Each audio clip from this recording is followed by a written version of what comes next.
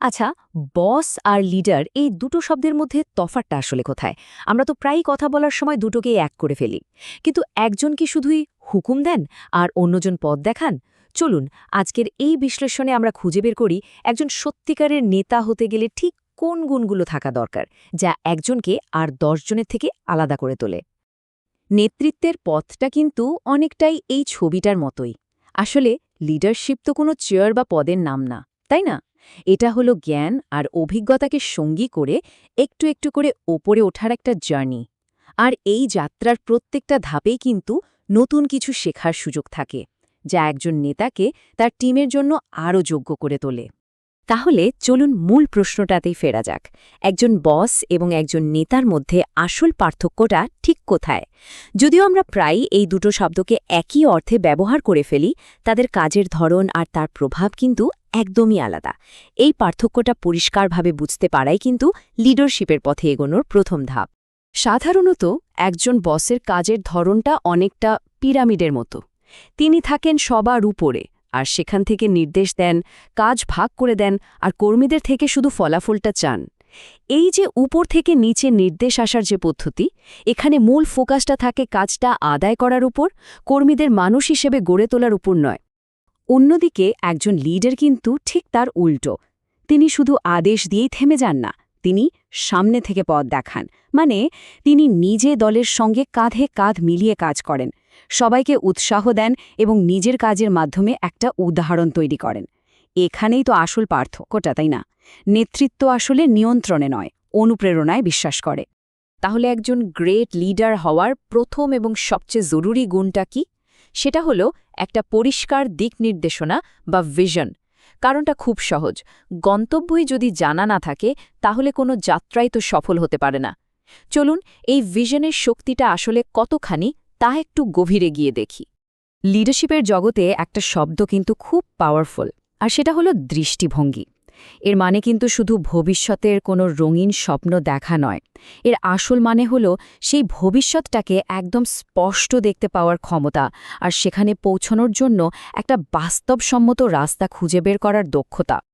একজন দূরদর্শী নেতা কিন্তু জানেন তিনি তার টিম আর প্রতিষ্ঠানকে আগামী ৫ বা ১০ বছর পর ঠিক কোথায় দেখতে চান।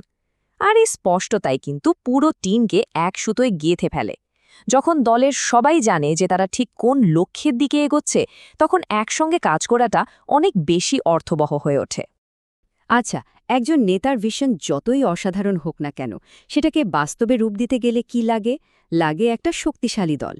এই দলটাই হলো সেই ইঞ্জিন বা চালিকা শক্তি, যা ভিশনটাকে লক্ষ্যের দিকে ঠেলে নিয়ে যায়।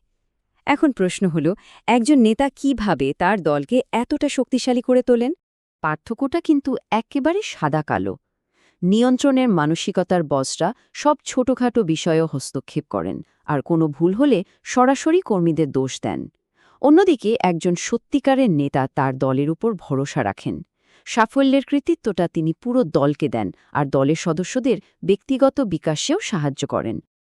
একটা টিমকে রিয়েলমন্ট্রি শক্তিশালী করার মূল মন্ত্র আসলে ৩টা।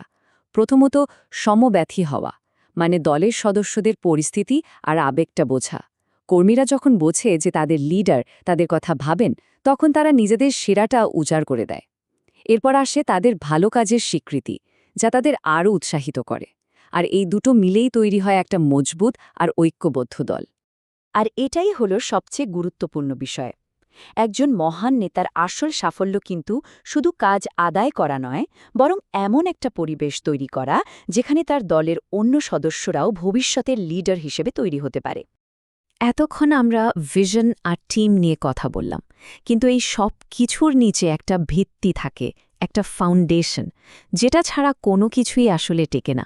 আর সেটা হলো নেতার ব্যক্তিগত চরিত্র আর তার মূল্যবোধ।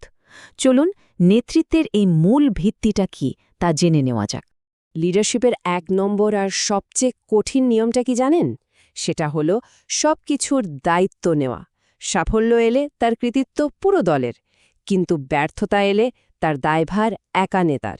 এই কঠিন সময়েই কিন্তু একজন লিডারের আসল পরিচয়টা ফুটে ওঠে। এই কথাটা খেয়াল করুন, নিজের দায়িত্ব নিজে তুলে নেওয়া। সাধারণ কর্মী আর একজন লিডারের মধ্যে আসল পার্থক্যটা কিন্তু এখানেই তৈরি হয়। যেখানে একে অপরকে দোষারোপ করার সংস্কৃতি একটা প্রতিষ্ঠানকে ভেতর থেকে শেষ করে দেয়, সেখানে দায়িত্ব নেওয়ার সংস্কৃতি তাকে এক নতুন উচ্চতায় নিয়ে যেতে পারে। আসলে লিডারশিপ তো কোনো শেষ হয়ে যাওয়া কোর্স না, এটা সারা জীবনের একটা শেখার জার্নি। সেরা লিডাররা কখনো শেখা বন্ধ করেন না, তারা নিজের ভুল থেকে শেখেন আর সবসময় নিজেকে আরও উন্নত করার চেষ্টা চালিয়ে যান। তো আমরা লিডারশিপের ভিশন, দল এবং ভিত্তি নিয়ে অনেক কিছু জানলাম, কিন্তু এই সব জ্ঞান তো তখনই কাজে লাগবে যখন এটা নিজের জীবনে প্রয়োগ করা হবে, তাই না? এখন প্রশ্ন হলো, এই যাত্রার প্রথম পদক্ষেপটা কি হবে? মনে আছে, আমরা এই ছবিটা দিয়েই শুরু করেছিলাম। এখন কিন্তু এর মানেটা আরও গভীর। নেতৃত্ব কোনো জন্মগত অধিকার বা পাওয়া কোনো পদবি নয়, এটা একটা ব্যক্তিগত সিদ্ধান্ত। এটা হলো প্রতিদিন নিজেকে আর নিজের চারপাশের মানুষগুলোকে একটুখানি ভালো করার একটা সচেতন চেষ্টা। আজকের এই আলোচনার শেষে একটা প্রশ্ন রেখে যাই। দূরদৃষ্টি, দলকে শক্তিশালী করা, নাকি চূড়ান্ত দায়িত্ব নেওয়া? একজন ব্যক্তির নেতৃত্বের যাত্রায় কোন গুণটিকে প্রথমে গুরুত্ব দেওয়া উচিত? উত্তরটা যাই হোক না কেন, সেরা নেতা হওয়ার পথ চলা কিন্তু এই ভাবনা থেকেই শুরু হয়।